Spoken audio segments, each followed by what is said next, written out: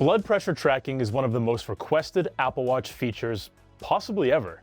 And while the Apple Watch can't measure blood pressure directly yet, Apple introduced hypertension notifications with watchOS 26, alongside the Apple Watch Series 11. In this episode of Setup Essentials, I'll explain how Apple Watch hypertension notifications for high blood pressure work, how to set them up, and how to make sure you're using this health feature correctly. So make sure you watch until the end. I think it's important to start with the definition of what hypertension notifications are and what they aren't, so you guys have the right understanding of this Apple Watch feature.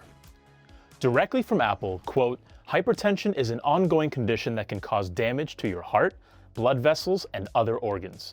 Your Apple Watch can analyze data collected by the optical heart sensor and notify you if it detects a pattern of hypertension," end quote.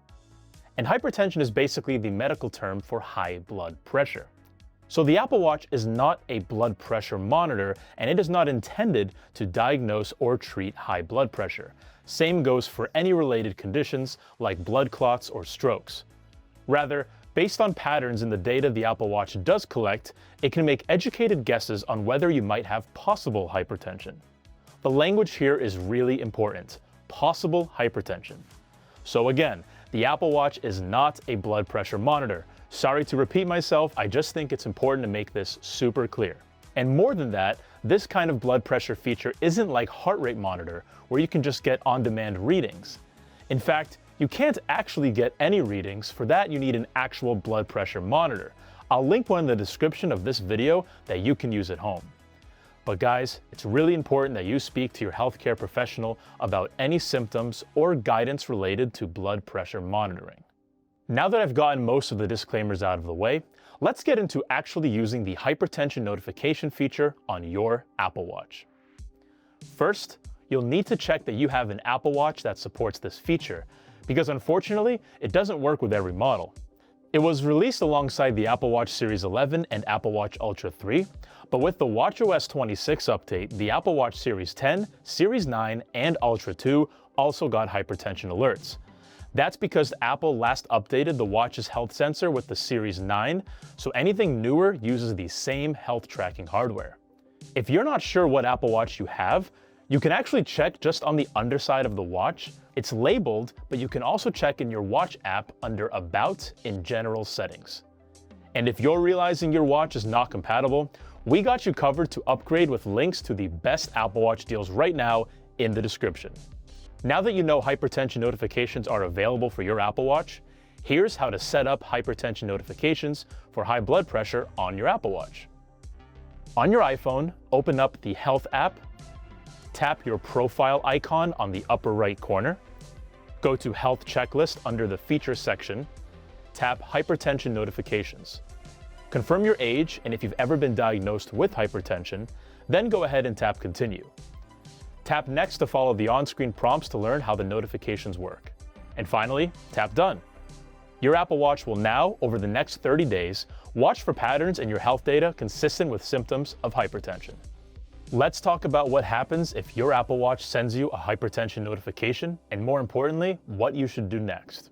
According to Apple, if you receive the alert of possible hypertension, it means your Apple Watch has identified a pattern over the 30-day period that may be consistent with hypertension. This is not an emergency alert, and it's not telling you that something is immediately wrong. Apple recommends that you take note of how you're feeling and review the notification details in the Health app. From there, the best thing you can do is talk to a healthcare professional.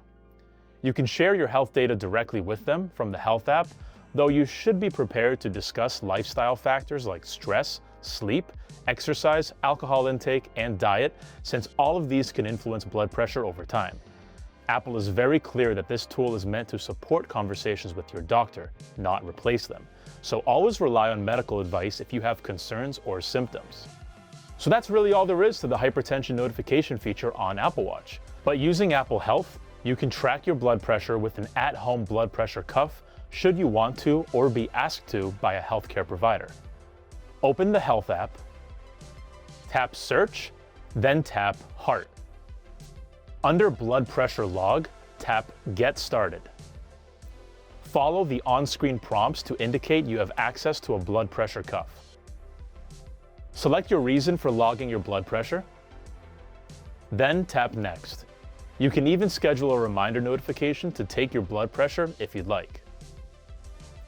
Over time, these entries create a detailed log you can review directly in the Health app or share with your healthcare provider. Within the same Health app, tap Search, then tap Heart, tap Blood Pressure, then tap Add a Measurement. Enter the date, time, systolic, and diastolic, then tap Add. Searching blood pressure also will bring up your log if you want to review it at any time or use it to share information with your doctor.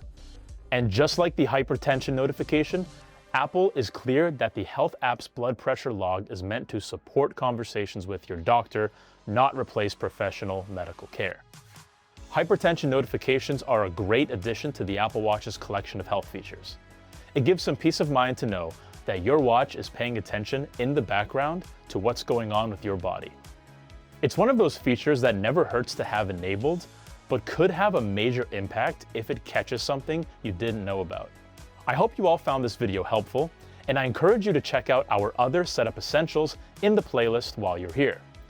As always, leave a like and subscribe to keep up to make sure you don't miss the next episode. And until next time, I'm Phil Rodriguez, this is Tom's Guide, and I will see you in the next video.